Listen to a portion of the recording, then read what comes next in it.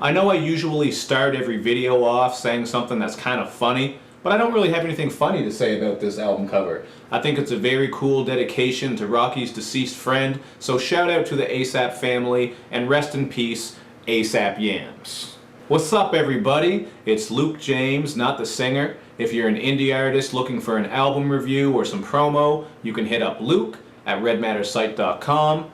And what I have for you boys and girls today is my review for ASAP Rocky's second studio album, At Long Last ASAP.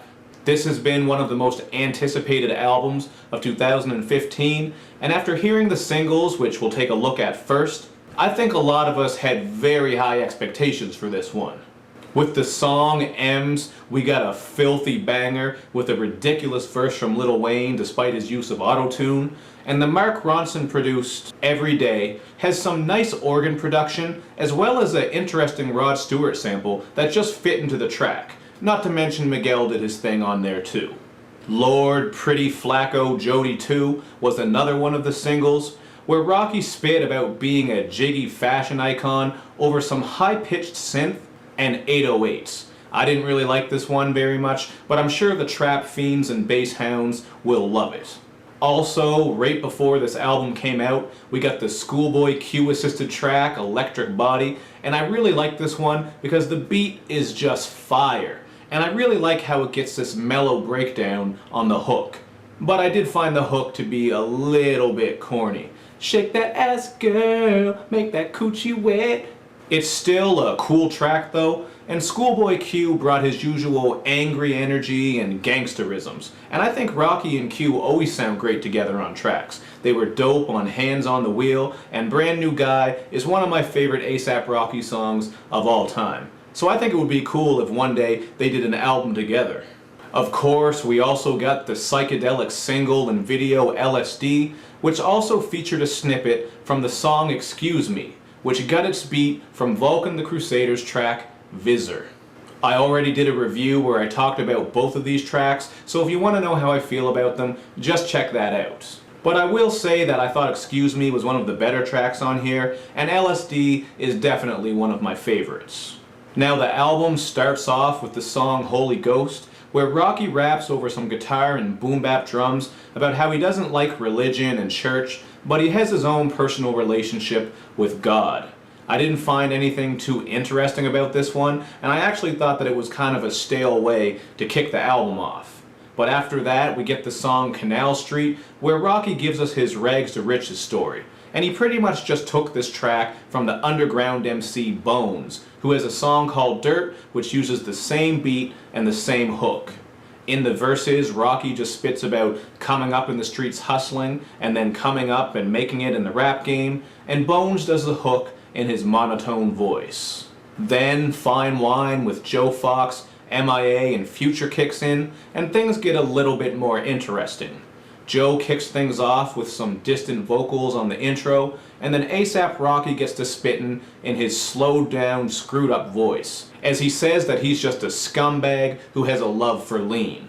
I thought MIA's feature on here was a little bit underwhelming because she just did a bridge that basically anyone else could have done, and as for Future, Future is just gonna Future. This track has some nice wavy and atmospheric production though, and I like when the charging drums kick in because it helps to make this a really smooth late night vibe. Now one thing that I noticed about this album is that it makes use of a lot of dark undertones. Sometimes it works out nicely, and other times it comes across as a little bit dull, like on the Dreams interlude, which just sounds like something from out of a horror movie. The song Better Things brings some gloomy vibes as well, but really this one reminds me of some RPG cave music. It's like you gotta pause the game and heal up your HP after a tough battle when you're listening to this one. And if there's anyone who needs to heal their HP up, it's Rita Ora, because this is a song where ASAP Rocky absolutely annihilates her soul by rapping about how he busted in her mouth and how the next time he sees her, he wants to smack her upside the head because she's got a big mouth. That shit was just cold-blooded. He hit her with that Knights of the Round summon.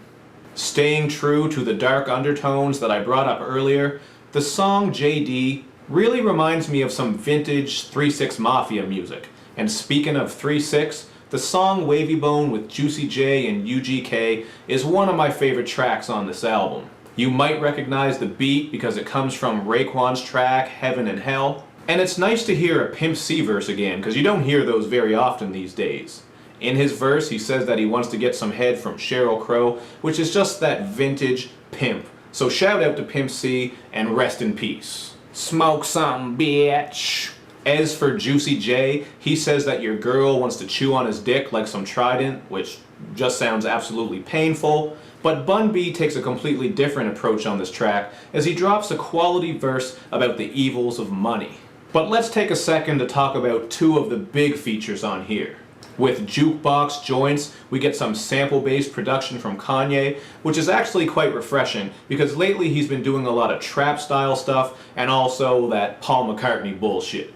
And you might recognize the beat switch up on this track because it sounds like Wiz and Spitta's song Car Service. Rocky raps about tripping off acid and treating women like sex dolls in his verse. And as for Kanye's verse, oh man,